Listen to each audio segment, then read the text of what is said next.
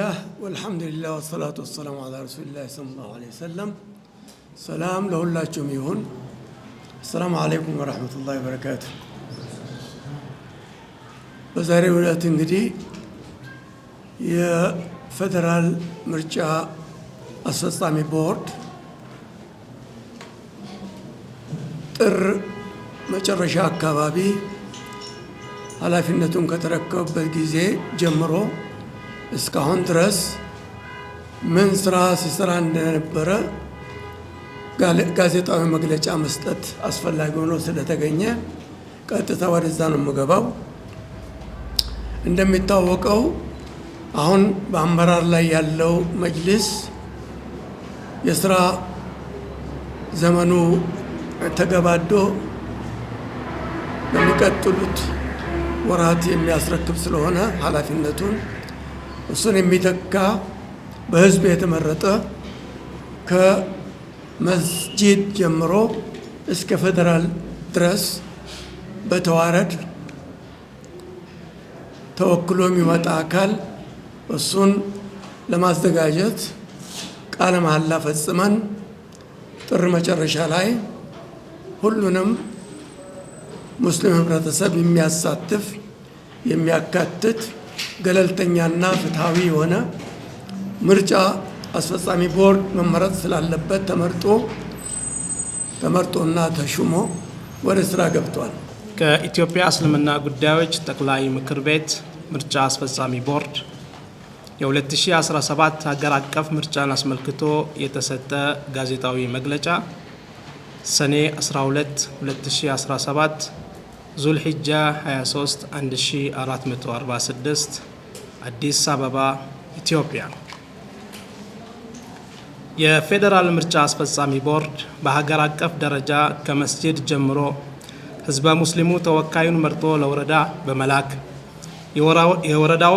የወረዳው ተወካዮች በምርጫ ዘርፋቸው እየመረጡ በየደረጃው ለክፍለ ከተማና ለዞን የዞንና የክፍለ ከተማ ተወካዮች የክልል ተወካዮቻቸውን መርጠው የሚወክሉበት የክልልና የከተማ አስተዳደሮችም ተወካዮቻቸውን ለጠቅላይ ምክር ቤቱ መርጠው በመላክ የመጅሊስ አመራሮችን የማስመረጥ ኃላፊነት ለቦርዱ ለመስጠት ተወስኖ የቦርድ አባላት ተሰይመው ቃለ መሐላ መፈጸማቸው ይታወሳል።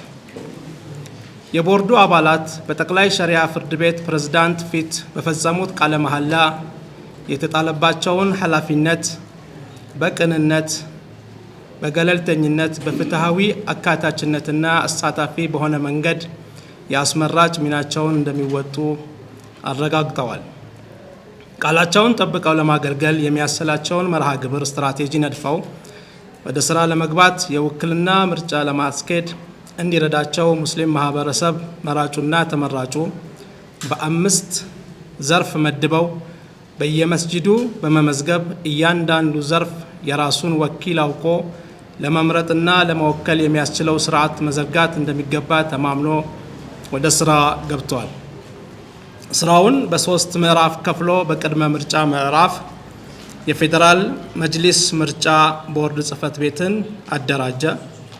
በተዋረድ የክልል ወይም የከተማ መስተዳደር፣ የዞን ወይም የክፍለ ከተማ፣ የወረዳና የመስጂድ ምርጫ አስፈጻሚዎችን ለመምረጥና ለማስመረጥ መዋቅሩን ዘረጋ።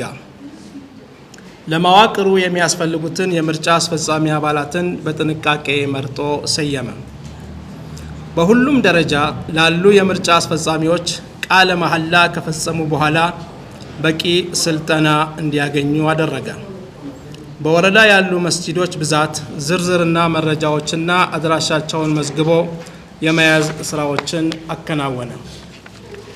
ለምዝገባ የሚያስፈልጉ ቁሳቁሶችን አሰራጨ።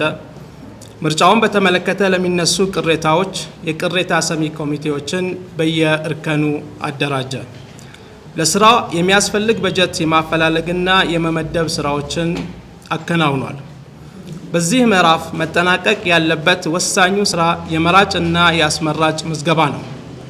ምዝገባው በገጠር የሀገራችን ክፍሎች በአካል ቀርቦ በጽሁፍ የሚከናወን በመሆኑ ሰነዶቹን በአማርኛ፣ በአፋን ኦሮሞ፣ በአፋርኛ በሶማሊኛና በትግርኛ ቋንቋዎች ታትመው በተዋረድ እስከ መስጂድ የማሰራጨቱን ስራ በአብዛኛው ተከናውኗል።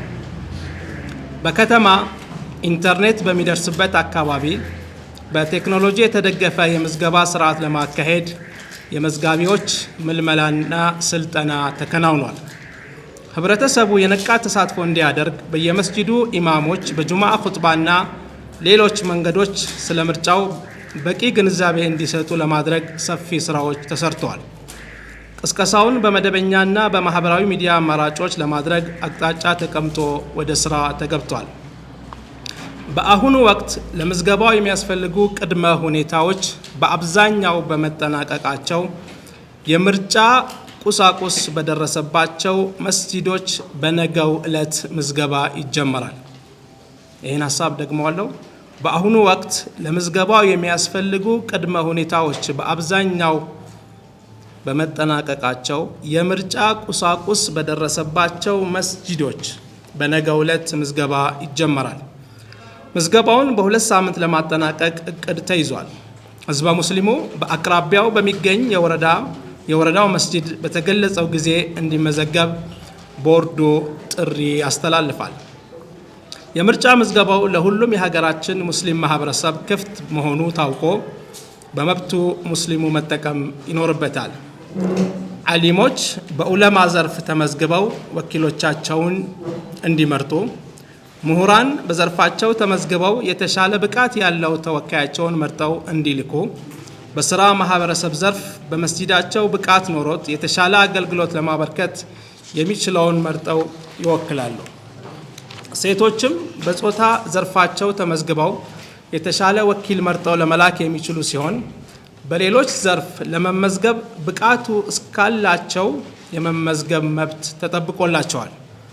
ከ18 እስከ 35 ዓመት ዕድሜ ክልል ውስጥ ያሉ ወጣቶችም በወጣት ዘርፍ ተመዝግበው እንደ ሴቶቹ በሌላ ዘርፍ የብቃት መስፈርቱን እስካሟሉ የመመዝገብ መብት ስላላቸው በመረጡት አንድ ዘርፍ ይመዘገባሉ።